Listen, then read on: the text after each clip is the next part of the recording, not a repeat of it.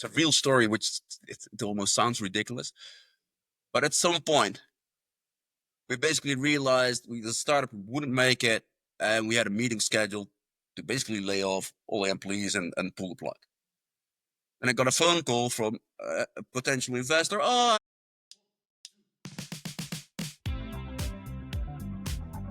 Welcome to Values Beyond Time, a podcast about personal development, marketing, and entrepreneurship, exploring timeless principles that have a lasting impact. Let's go beyond the noise and discover what really matters. Welcome to Values Beyond Time, the podcast where we explore timeless principles that shape success in personal development, marketing, and entrepreneurship. In a fast-paced world filled with trends, we are here to slow down and focus on the values that never get out of style. Today, I'm excited to welcome a guest who has built something lasting in a space most of us take for granted, logistics. Mark Bastiaanssen is the co-founder and CEO of Shiptimize, a company helping small e-commerce companies simplify their shipping operations. From scaling internationally to navigating funding and building a value-based culture, Mark's journey gives us a front row seat to the startup life. Let's dive in. Welcome, Mark. Thank you so much. Happy to be here. Thank you for the invitation. Start with this question. Mark, logistic isn't exactly the sexiest word in entrepreneurship, yet you built something game-changing. If your startup journey was a shipping label, what would it say? Fragile, handle with care, or express delivery? Or sent insured. I don't know. Probably all of the above, depending on the time and the situation. Tell us about Shiptimize. What is the company? What do you do? Yep. I think part you covered in your intro. We're a technology company that facilitates the technical bridge between all kind of e-commerce platforms and all kind of logistic providers. So think about shipping platform that you can connect to the Amazon, Shopify's, WooCommerce's of this world, and for Portuguese people on the backside, for example, with CTT and many other logistics providers. That's one part we do. That's our root. That's where we were born. Over the past year, we're shifting more and more towards similar kind of solutions for logistic companies itself.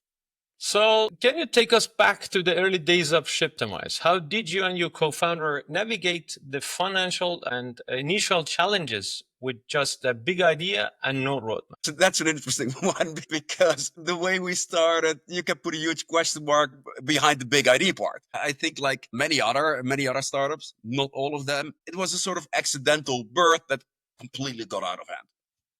I used to run a small e-commerce business myself, so I had some experience with the nasty parts of logistics back in the day. My co-founder, we knew each other. He had some connections in logistics world, so we basically managed to get a reselling contract. We just started selling. That was it.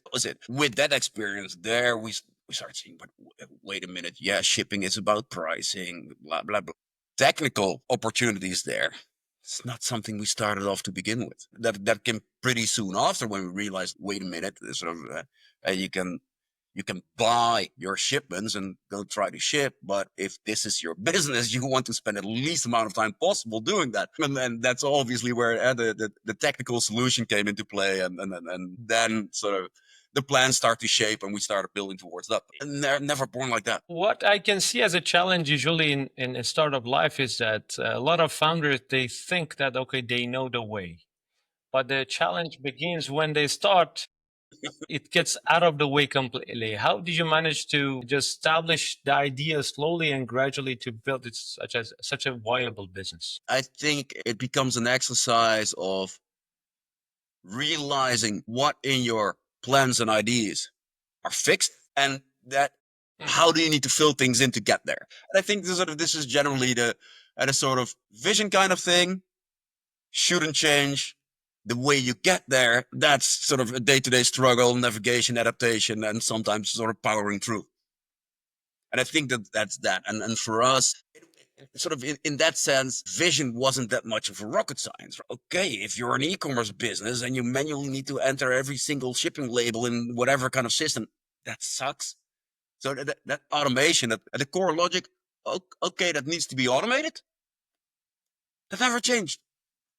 That just never changed. And how you fill it in, how you get there, how you deliver it, how you build the solutions, there's all kind of day-to-day navigations. But the end goal, make it as fast and simple as possible. And let's talk about your background, because you're not Portuguese, and your background geographically, professional, especially culturally, influence how you approach building the company. Yeah, no, I'm very not Portuguese, although I have to admit that over the past decade I'm living here, I catch myself on some changes into more Portugueseness there. Born and raised in the Netherlands, spent there the first three decades of my life. Never was sort of the best at school, sort of just didn't care about it. So basically decided, okay, I'm going to fast track myself into the labor market. So I just found the fastest way to get to work. I ended up in banking. It turned out to be a daughter of Lehman Brothers way before they fell. Doing that like 7-8 years, sort of for all kind of different positions at different banks. Nice, but it doesn't give me a lot of satisfaction in the end. Sort of every bank lives by pushing money around. So I basically decided to retire, and then I decided, okay, let me make up for my miserable education career and go to university. So that's what I did. So at 25, I went to university, still in the Netherlands, did economics. During that period, I met my co-founder and laid the basis of what is now Shiptimize. In that process of the relatively early stage of Shiptimize, we explored internationalization for all kind of reasons. We might dig into that or not during the conversation. We'll ended up at an accelerator program in Lisbon, and I basically never left. That's sort of basically never left. That's the personal background, the cultural impact of building a company.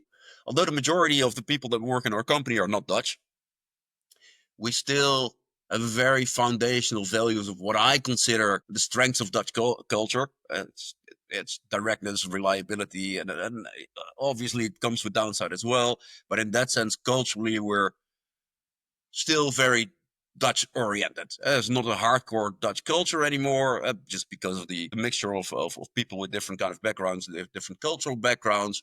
But the basic values of it, especially on a personal level, people level, is still very grounded in Dutch culture, I think. So, how about your professional values? What has been the professional value or values that has been fundamental in building and guiding Shiptimize since its inception? I think personal values and professional values don't diverge that much. I think in general, it's commitment, it's loyalty, it's responsibility. Can name a few, but I think in the end, it's that in a startup. Sort of things can go good, can go bad. You need to have commitment. You need to have loyalty and perseverance, and it holds for yourself, but it also holds for your team.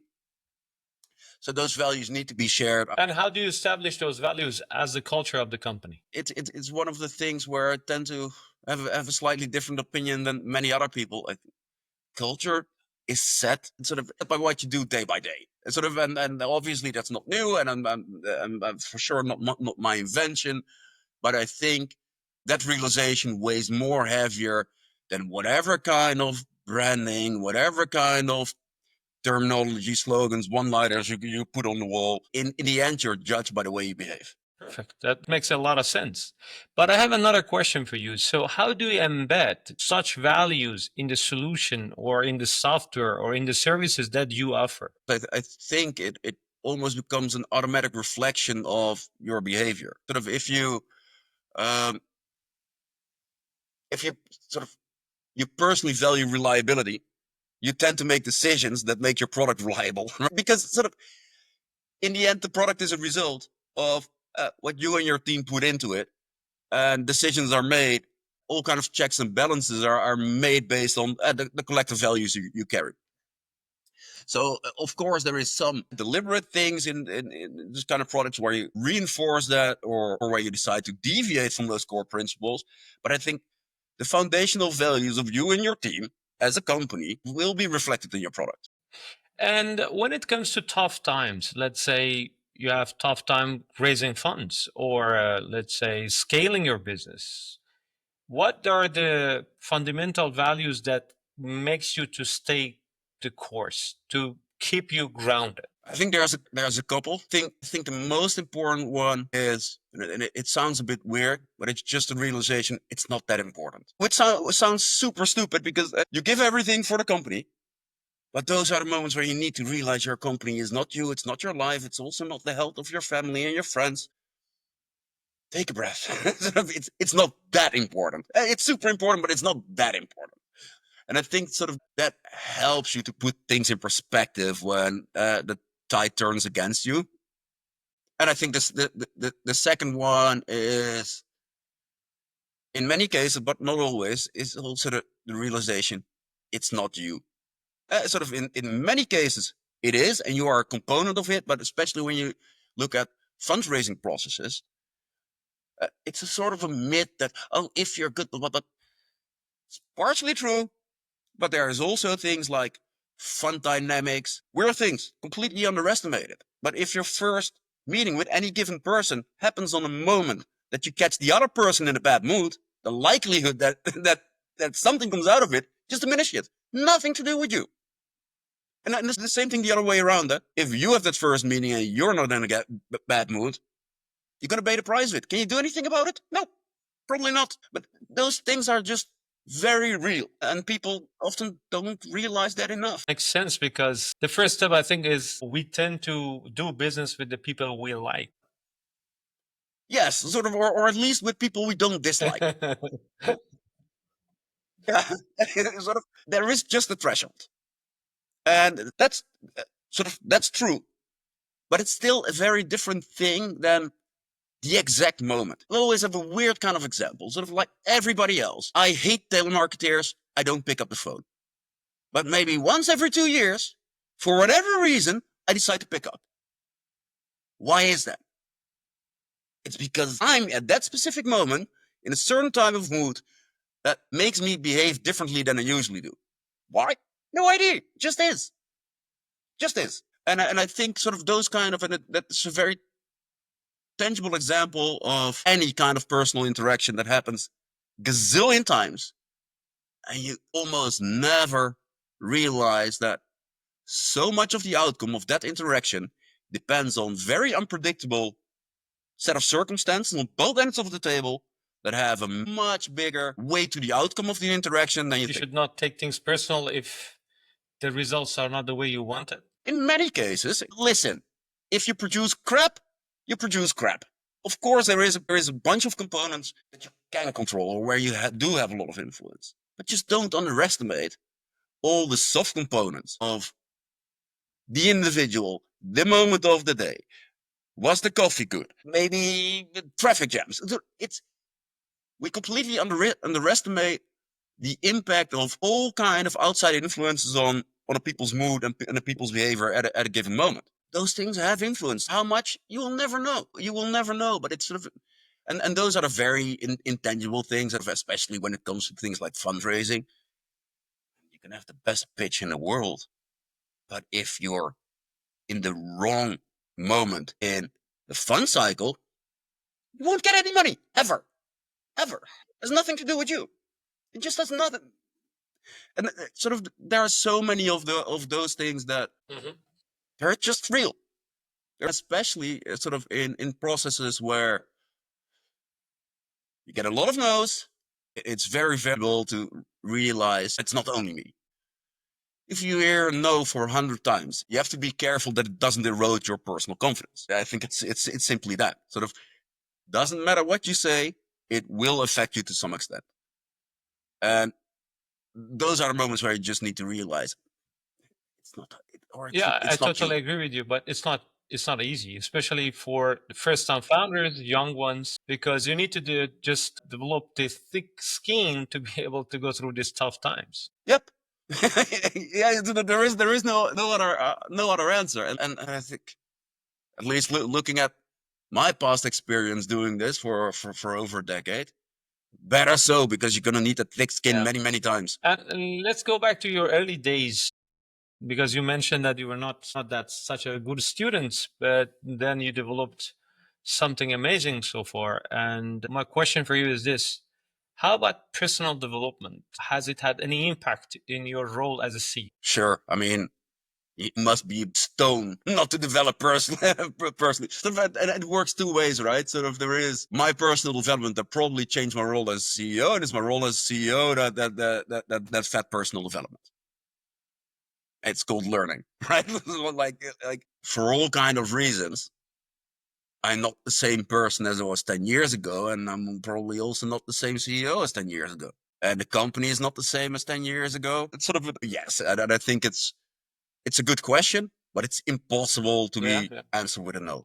And let's go to the company and how you managed to build the solution to have a product fit for the market. Did you have any chance, or were you in a situation that you had to have some pivots and turning points? Yes, of course. That's sort of on many different levels. And on a lower level, some technical approaches you try and then you realize, doesn't work. Or you just realize over time, back then, with our knowledge and experience of back then, it was actually a good choice. But we changed, the market changed, the demand changed.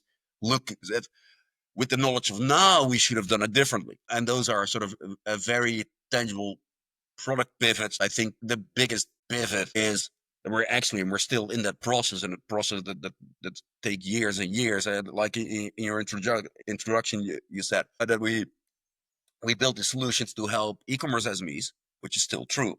But by now, the vast majority of businesses or customers are large enterprises. Product and technology that requires some changes, but the biggest pivot there is on organizational culture, at cultural level. And I personally find that pivot much harder than basically rolling back a technical decision that was made 3 years ago. I don't really care, right? It's sort of, okay, it's going to hurt. We're just going to do it. But this is a process where your own mindset and your own approach and that of your entire company needs to change, which is much tougher to do. And it's a long process and nowhere near there. And since we do both, it's also not a pivot we want to complete 100% because we still need to be able to do good for both of these segments. But I find that a way more interesting and much harder pivot to make. The next question will be about dreaming big and scaling, because we've been in its industry for the past 10 years. Something which is quite common is about borrowing money, getting money from VC, and also scaling big and growing super fast. So what is your thought about scaling? Yeah, I think, first of all, a big disclaimer there. What is big? What is scale? I think in many startup terms, we're small. And we're still what I consider a small company. So I'm probably not the best person to talk to when you talk about scaling big. What are my general thoughts on that? Especially taking outside capital. I think in general, startups do not pay enough thinking time if VC is the right money for them. I mean, VC is an asset class which comes with certain requirements, at certain expectations. The moment those expectations and those requirements have a formal say and influence in your company, it's got influence the outcome for the good or the bad. The most important companies there, I think, the growth expectation, that's one thing, but it's the time horizon on which VC works. And let's say roughly venture capital round should pay off in terms of growth in year and a half, 2 maybe. There are plenty of industries where that just won't happen, especially in enterprise, where your potential customers are slow moving, especially if you make a product with strategic relevance for those companies. Then you basically, so whatever happens, how good you are, you need to go through the strategic planning cycles of these corporates in order to close a deal. And that can take years in itself. So in those cases, is it realistic to expect that you can convert the money you raised into growth within the expected horizon? If the answer is no, stay away from VC because it will backfire. I think that the second thing, a bit more general, are there alternative ways to get there? Are there alternative ways of financing? Is it what you want? Since sort of any kind of capital comes with strings attached, influence in your company, obligations and requirements. And if that leads to the way of building a company and a way of working that is not for you, bad luck. Because it's basically a single decision moment that dictates how your company will need to behave for the future. And there is basically no return possible. So if you make a wrong decision there, you're done for. Now, in some cases, it means your startup won't survive. In other cases, it might mean your startup is subject to dynamics you personally don't like or you don't feel okay with. Sort of, it can mean all kind of things. But think it through before you take it, because after you take it, you're attached to it. Let me understand this. So, based on your experience, is it a good idea to raise fund generally, or you would say the timing should be right? Is it a good idea generally? Depends. I think there is still there's still a lot of basic truths in that. Sort of the best source of financing are your customers, and then you sort of and then further down the line with other funding sources, maybe you can get a grant. It comes with other strings attached. Maybe you can get a loan. It comes with other strings attached. Maybe you indeed raise VC. That comes with other strings attached. So is it generally a good idea? It really depends. I mean, there are plenty of examples of bootstrapped companies that got very, very big. There are plenty of examples of way more examples than that of startups that raised VC and just died. Is it good? You tell me. It's a hindsight truth, right? Depending on the outcome, it turned out to be the right thing. And I think that holds for many truths in the startup world. Is the outcome defines if it was good or not. I mean, just by the dynamics of venture capital, kills a lot of startups that could have been very good SMEs. Well, it's not good or bad. Depends on the outcome. Like, if people start a business, probably unconsciously, they're much more fit for an SME because that's what they want, a bit smaller scale, a bit less growth pressure, or whatever kind of dynamics. Yeah, probably stay away from VC because there is a very, very high possibility that just the fact that you took venture capital kills the probability of you building that company into an SME. Yeah, if you want to go really big, yeah, then probably at some point VC is gonna be a very good thing. So I think there is no very black or white truth in that. So, based on your experience of raising funds for your company, what is an uncommon or unpopular truth that you can share with the first-time founders? Well, I think we discussed one of those just a minute ago. It's especially in the startup world, VC is often presented as the holy grail of a startup, right? So it shouldn't be. It is a way, a source of capital to achieve a goal. And if that aligns with what you want and what you think you can do, then perfect. If not, you shouldn't. Is that an unpopular belief? Listen, I think the startup industry in general doesn't benefit from explaining that. I mean, venture capital in general, what do they need? Deal flow. You're not going to get more deal flow by saying, nah, we're not good for everybody. It's up to you as a founder and you as a startup to be critical. Sort of, and especially in the startup scene, that point is passed blindly so easily because it's all you're here and it's all the news. This startup raised that amount of money. Blah, blah, blah, blah. Just pause a second and try to figure out for yourself if it's the right path for you. My experience of working with startups, what I come across is that there are two types of startups. The ones that who really want to raise fund in the very beginning. And like what you said, they have to have the perfect pitch, find the right partner and everything to build it. And then they have to really do a hard selling in terms of getting the funds. The second scenario, which I've seen in the market, even in the Portuguese market, is that you become successful by your own funding that you have from family, from selling it to the customers, and you're good at it. You reach a point that these VCs are chasing you to give you money. So what do you think about this? I have very split perspectives on many of those cases because I think they are equally true as they are untrue depending on the exact situation. At the first scenario, it's a hard sell. Okay, what does that mean? That you are able to get investment, but generally it's very unfavorable terms. Now, what are unfavorable terms? That's decided by the outcome. I mean, if you get an investment with a 3x liquidation preference, that basically means that before you get anything, your investor gets 3 times the money. Yeah, well, if you 20x your company, nobody gives a shit. Perfect. But if you 3x the valuation of the company, you still have nothing. So it's really decided by the outcome, what's good or bad. Would I ever desire venture capital so hard that I would settle for terms like that? No. Me personally, probably not. But if you really believe you get 20x the value of your company with a 3x liquidity preference, be my guest. Go ahead, prove it. Because then all of a sudden those terms are not bad compared to the alternative scenario of not getting funding. So I don't know. The other scenario, being chased by investors, we never been that good.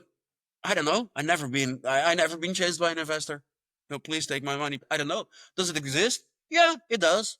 Not for us, which probably tells you, you're not a bad startup, but you're also not one of the very good ones, or at least not one of the very popular ones.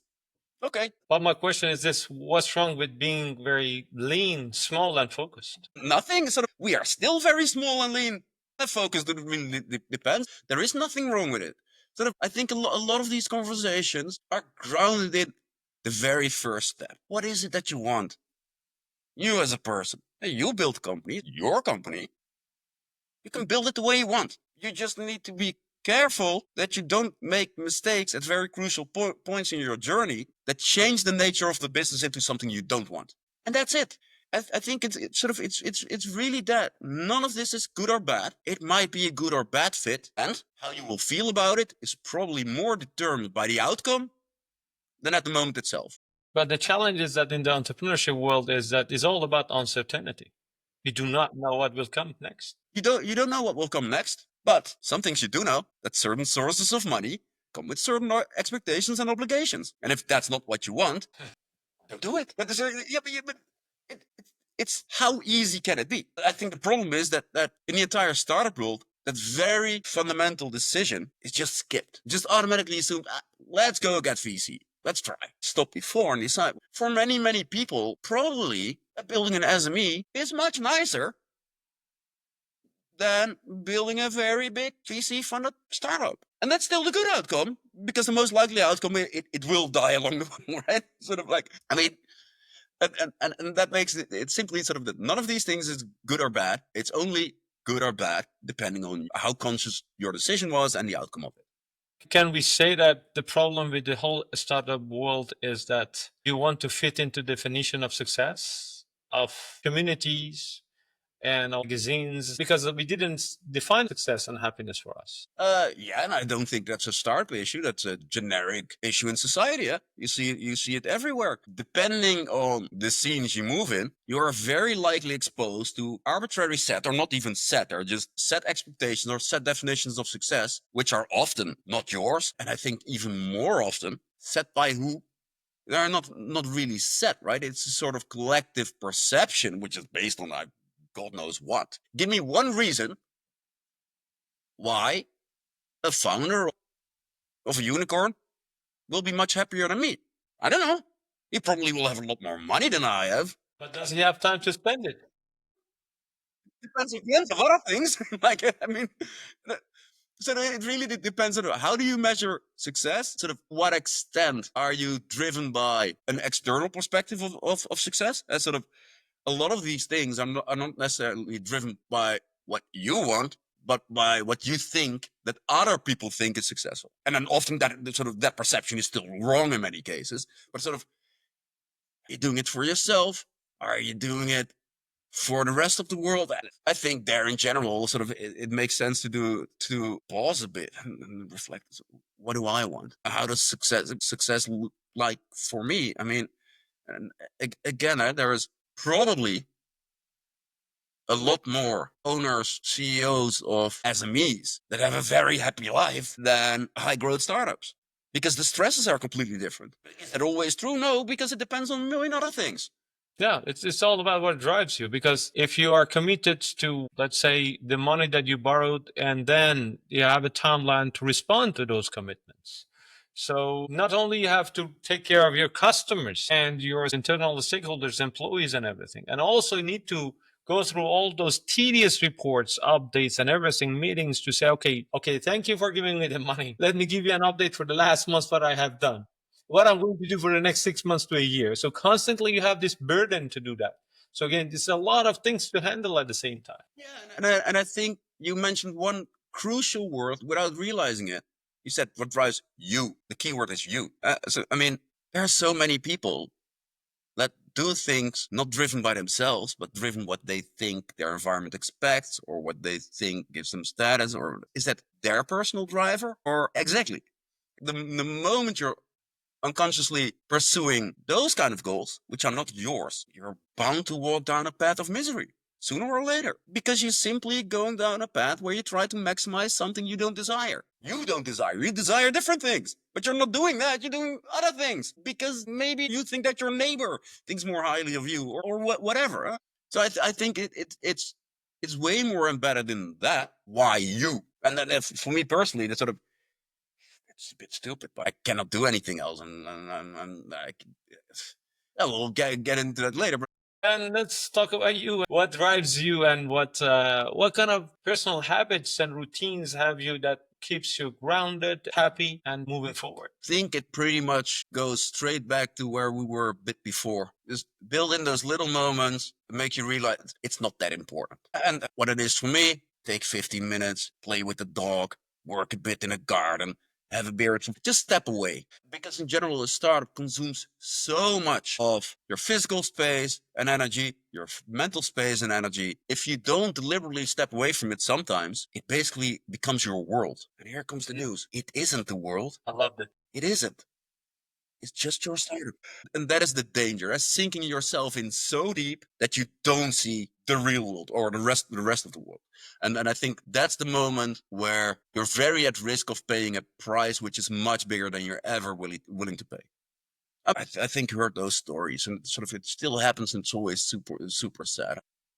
Startup founders at some point end up committing suicide or heavily depressed without knowing any of this situation. But there's one pretty safe conclusion you can draw. If that happened because of their startup, then they completely lost sense of reality and their startup became their world. They just lost the possibility to see that it's just their startup. And those are very, very sad situations. It comes at a huge personal price in many cases. And then that's something you should be aware of, because it is a difficult bet. It will take up so much of everything you have, but don't let it take everything. It reminds me of a quote from Mark Randolph, the co-founder of Netflix, and he said that I didn't want to have a successful startup, but then in my seventh marriage. Yeah, it's sort of, but indeed, those kind of things, sort of you, but also your direct environment will pay the price for you having a startup. And that's okay.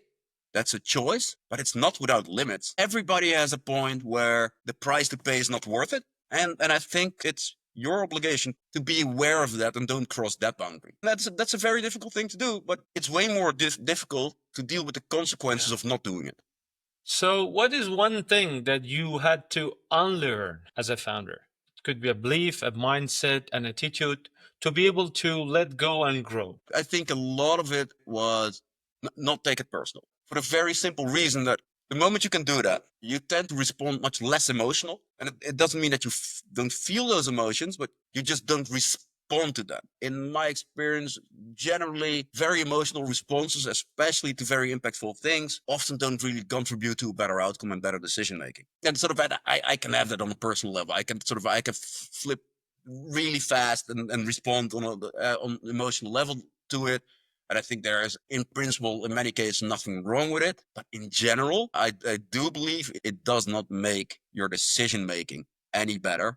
And therefore, controlling that response, not controlling the feeling that you have it, but learning how to deal with that feeling. And sort of, it's the, what are you unlearning or what are you learning? It's sort of, you are unlearning a very impulsive emotional response, and you do that by learning how to manage your response. And I think that generally makes a lot of things better, or sort of a lot of things better, and for sure it will avoid a lot of bad things from happening.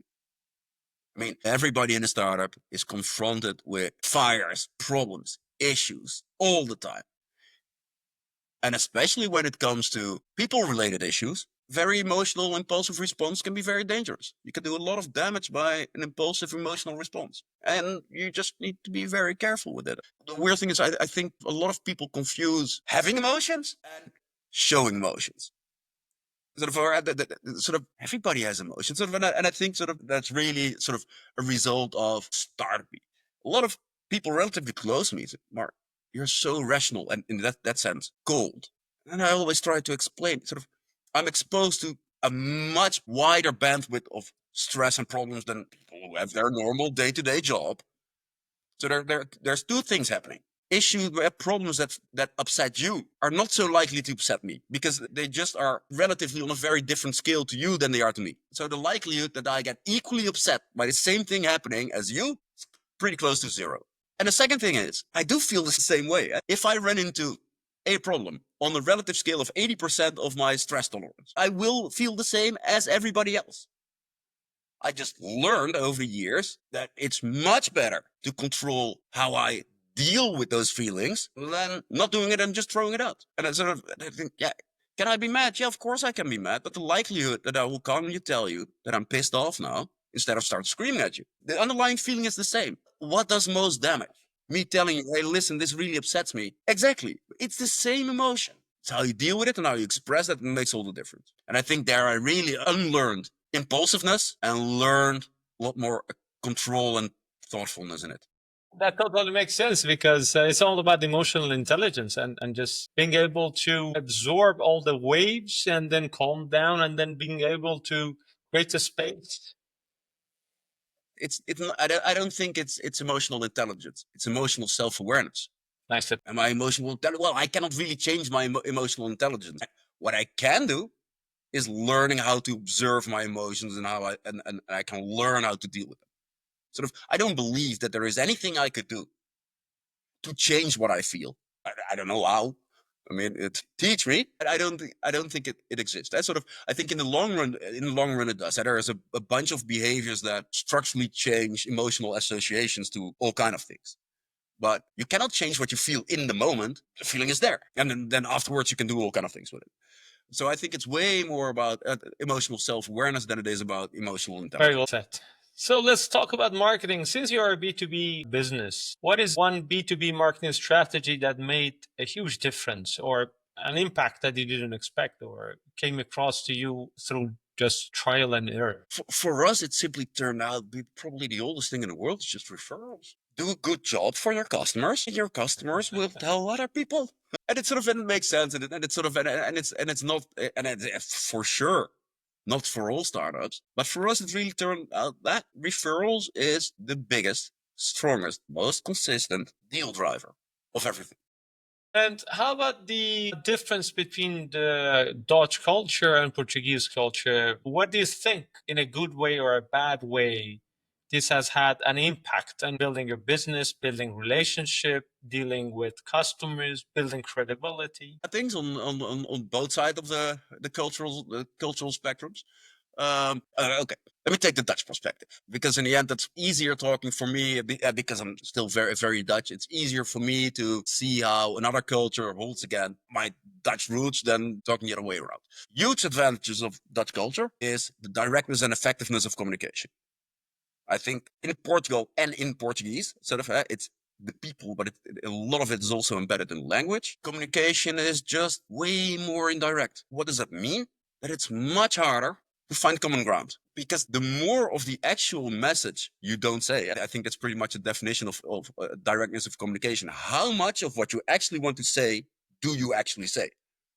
And the less of what you actually want to say, you actually say, the more the other person need to assume and interpret. That's risky. But I thought you meant this. No, if I just would have told you this is what I want, then you won't need to assume anything or interpret. This is it. And you're either going to give it or not, to do it or not. Or super clear, super effective. The downside of it is that it also proceeds very blunt, right? Sort of it doesn't really dance well with a lot of more Latin-oriented cultures that are way more centered around social structures. It's not always perceived well. And what did happen over time? I turned more into a middle ground of it for the good and the bad. I think it's just that. There are many situations where the Dutch approach was really helpful in Portugal. There's also as many situations where it works against you, and the other way around as well. So again, not good or bad. It's very situational. What might be good or bad, or effective or not effective. I think what's way more important is the awareness level you have around those things. And I think that on a personal level, to me, that's a very interesting journey. Sort of, I'm in Portugal for 10 years now. It's still a continuous learning process. That's really on the cultural level. I think on the very functional entrepreneurial level, there is sort of by comparison, the level of bureaucracy in Portugal is horrible compared to the Netherlands. I should add that because there's many places where it will be a lot worse than in Portugal. What does that mean? Is that your general overhead and burden and resources you need to allocate to dealing with bureaucracy and administration and accounting will be much higher than it will be in the Netherlands. Okay. The very good part is, that's also the reality of it. Cost levels are very different, right? So for every person you could hire in the Netherlands, you probably could hire 2 or 3 in Portugal. That's the simple reality of it. Okay. How does that trade off? It's up to you. Right? Those kind of things, no matter in which way, that's up to you to figure out for your circumstance and your company and stuff like that. But I think those are the main things. I think I need to add a third. It's really depending on what kind of business you build.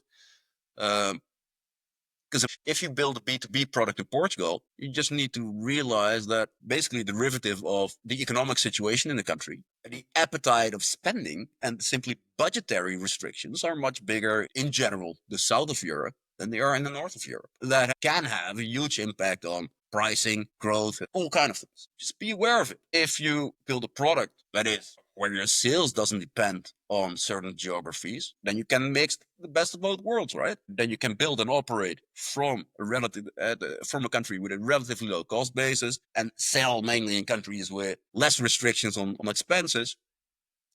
Perfect. But there are things to think about. Yeah, it all depends on where you're coming from. Well, I think that's the underlying answers to all of your questions. It depends. So if you want to give an advice to a young entrepreneur who wants to start, he or she has the technical skills, but a bit of lack of confidence, and they need to simplify their message, what would you give them as a piece of advice? I'm not I'm not the best marketer in the world by far. What I would simply do, if you don't know, ask your 10 best customers what they value most in you. I think in many cases, especially in the early stages, there can be a huge discrepancy because what you believe the value you're providing and what the other end perceives as the value they're receiving. And it's that mismatch you need to solve.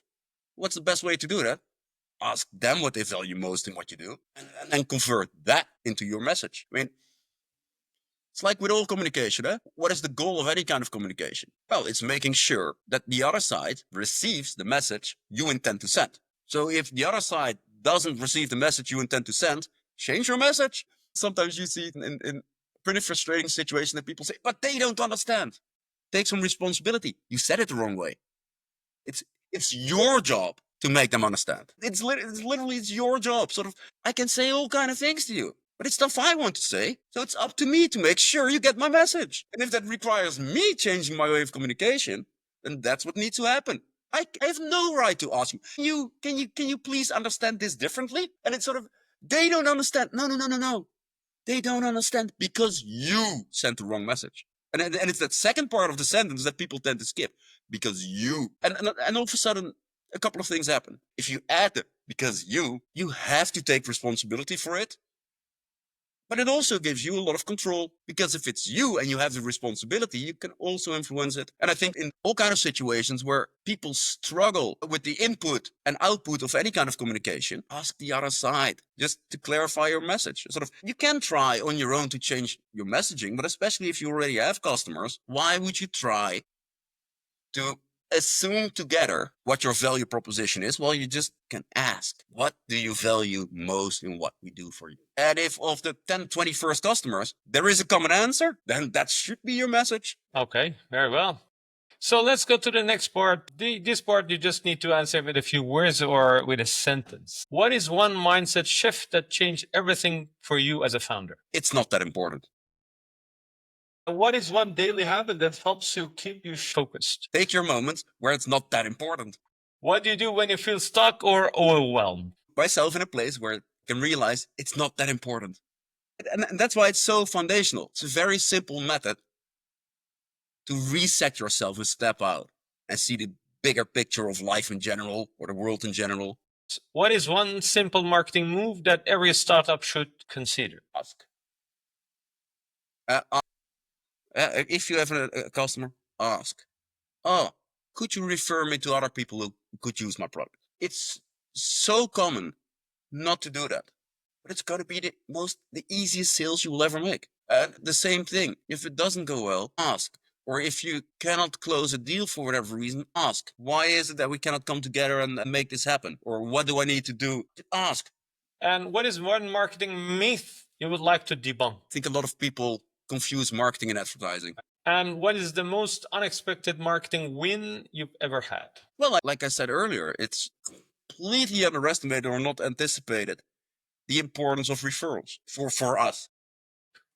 What has been your toughest day as a founder, and how did you get through it? I think that's a very easy one. It's probably both the toughest day as it was the best day. It's a real story, which it almost sounds ridiculous. But at some point, we basically realized the startup wouldn't make it, and we had a meeting scheduled to basically lay off all the employees and pull the plug. And I got a phone call from a potential investor. Oh, I happen to be around. Shall we go for coffee at the same time? I said to my co-founder, let's cancel the meeting to end the company, basically, and let's take this meeting. And that's the meeting in which I got a confirmation of the next funding. Beautiful. It's the most ridiculous thing ever. This is how it happened. And yeah, so obviously probably the worst day as a founder until that moment where everything flipped the other way, and then it probably got the best day. Beautiful story. So what is one thing that no one tells you about running a company? I think that specifically in a CEO role, it's a lonely place. And I think that's why it's tied to the CEO role in general. After you, there's nobody. Especially the rest of your team and your investors and your customers and also your co-founders. When it gets really hard, they look at you. They look over and go, what shall we do? And behind you is nobody. And that's why it can often feel lonely, way lonelier than people think. So what advice would you give to your younger self on day one of Shiptimize? Going harder and faster when you see it's possible, and going slower when you see it's needed. It's a momentum thing that at least I wasn't aware of to the extent I should have seen. For example, in a phase where you have strong traction, basically you should, as much as you can on all fronts, put into it just to maximize momentum. It's basically when the wave comes, maximize how far you can ride it. When the wave drops, maximize the part of the flat tide. You as an individual or a startup, you're generally not able to make the market. So you can, but you cannot push back market forces. You cannot force them into motion. You cannot push them back. So when the wave, ride it with everything you have as far as you can. But when the tide works against you, use it generally for consolidation. As periods of fast growth almost always lead to instability, certain legacy debt in terms of product process. Use the downtime to slow down and reinforce its foundation. I think that's in a perfect world, the downtime never comes, but in a realistic world, it's always there at some point. The weird thing is, if you're aware of it, it's relatively easy to spot. Oh, we're growing nicely. That's the moment where it's more, basically at all costs. It's not going so well lately. Do less, especially in terms of sales. I think that's a real sales myth. You cannot convince people to buy something they don't want to buy. It's very simple. I never bought anything in my life where I first thought, no, I don't want this, and someone changed my mind. It might be that over time my mind changed, and that because of different inputs, I made a different decision later on. But changing somebody's conviction is near to impossible. Okay, then move on, do something else. And if that's a sort of market sentiment, it means that your general growth slows down because the market doesn't want to buy. Use that to reinforce, fix your depth of lost period to have a stronger foundation when the next wave comes in your favor, that you can maximize that one again. What is one value that's guided you in your life? Just one. Oof. I think it's it's very cliche. Like, just try to be good. I mean, what more can you do? Huh? But yeah, just try to be good. And how do you make sure that your team lives your values, not just list them? Well, by never betraying those values yourself. And can you share one real moment that a core value changed the direction of your business? Yep, a very interesting one. We closed a big client, a project implementation that went south for a bunch of reasons. Some of these reasons in our control, others beyond our control, and that went really bad. At some point, they just simply told me, Mark, if you wouldn't be here every day to work this through and take a responsibility, we would have walked away. And that was just a very tangible moment commitment, loyalty, and dedication made all the difference in that particular situation. It was literally my personal values of doing that allowed us to keep that customer. So let's talk about fun facts. One book that changed how you think. No particular book, pretty much everything related to human behavior. One mistake you're glad you made. People. And one person you admire. There's so many people I admire for whatever kind of reason. Let me take a group of persons. I insanely admire skilled artists. It's crazy. It's not sexy. Most people don't want to do it anymore. But when I see a very skilled carpenter, for example, working with wood, man, I wish I could do that. What is your why in one sentence? Can't do anything else. I think that this one deserves a bit more, and I think that holds for many people to some extent. A startup is something you should do when you can't do anything else. It's not because you're not capable or you don't have the skills to have a job or whatever, but it's just something in you just cannot not do it. It's very hard to explain, but I think everybody knows those things. I cannot help it. I have to do it. And it can be for all kind of underlying motivators. But I think that's pretty much the only thing that is really required to be able to survive it, because it's a tough job. Can't do anything else. I said so many times in conversation with people, I wish I would be happy with a normal job somewhere. I'm just not. I can't. So before we close, is there anything else you want to share with our audience? Yeah, well, many things, but in this context, no, not really. I think we touched on some very interesting things, sometimes with a bit of controversial point of views or different point of views on the same subject. If I can give people anything, just spend some serious time on your self-awareness. I mean, if things go wrong there, the likelihood that stuff will happen, decisions will be made that you will regret or that are not good for you or your company or name it all, try to avoid that. And I think the best way to do it is becoming self-aware. The better you know yourself, the better you can direct your own life. Mark, thank you so much for sharing your story with such honesty and depth. It was lovely to have you. So 2 questions to wrap it up. Number 1 is where people can find you and connect with you and know about Shiptimize. Me personally, I think my name will be somewhere in the title. There, website, shiptimize.me. And I think LinkedIn too. And the last question would be, who would you recommend being our next guest for Values Beyond Time podcast? I think it's so much underrepresented. I would love for you to have an interview like this with a founder of a startup that failed in Series B, C, D. That in a pretty late stage, after years of startup success, they just exploded. Because it's easy talking when it turned out to be successful. It's very different when a grenade blew up in your face. And I would really love to hear that perspective, and you almost never hear about it. Would be brilliant. I would love to have that. I will look for that. So, but if you have any indications, I would love to have that. Generally, those people disappear from the scene. So I have no concrete person in mind, unfortunately. I will work on that. So for those who are listening, whether you're building your first company or just beginning to align your life and your values, remember that success isn't just about moving fast. It's about moving towards who you want to become. Until the next time, this is Marco Bagheri from Values Beyond Time podcast. Thank you. Thank you for joining us on Values Beyond Time. If you've enjoyed today's episode, be sure to subscribe and leave a review on Spotify, Apple Podcasts, or your favorite platform. For more conversations, visit valuesbeyondtime.com. Until next time, stay hungry.